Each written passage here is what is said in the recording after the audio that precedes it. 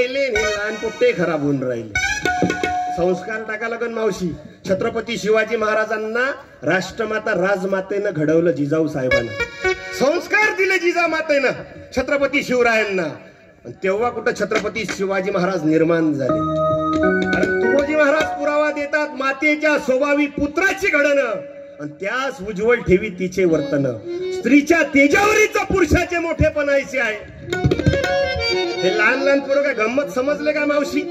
हे इतके हुशार पोरं आहे, कोणताही विचारा पटकन उत्तर देते। का रे पोरं हो, तारक मेहता का उलटा चष्माचा हिरो कोण आहे?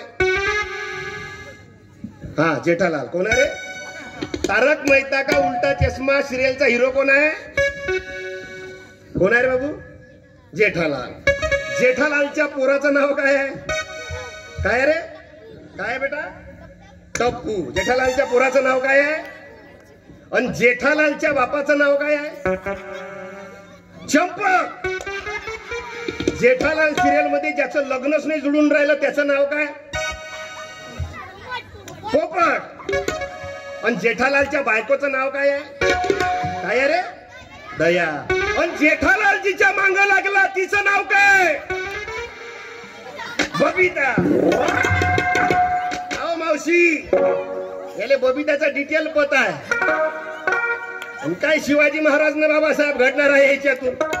म्हणून संस्कार महत्वाचे।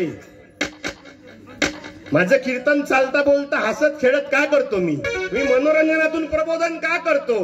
मावशी, इथून घरी गेले तर सर्वात पहिले या मुलांचे पुस्तक तपासा। कार्यक्रमातून घरी गेल्याबरोबर या मुलांचे पुस्तक तपासा। या मुलांच्या पुस्तकातून छत्रपती शिवाजी महाराजांचा धडा गायब करून टाकला। या लहान मुलांच्या इतिहासाच्या पुस्तकातून छत्रपती शिवाजी महाराज, छत्रपती संभाजी महाराजांचा धडा गायब केला।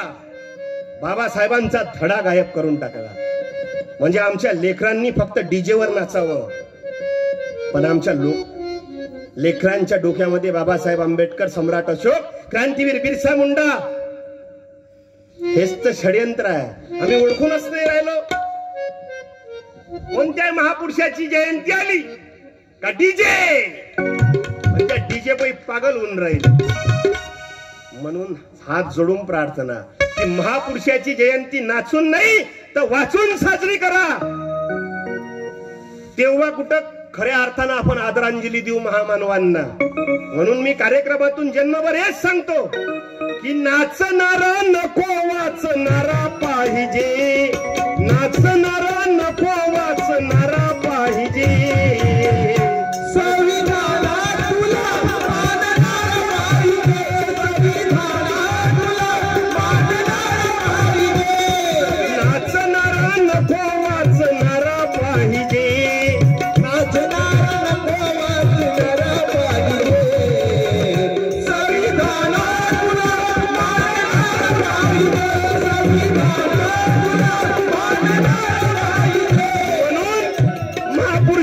जयंती वाचून साजरी करा।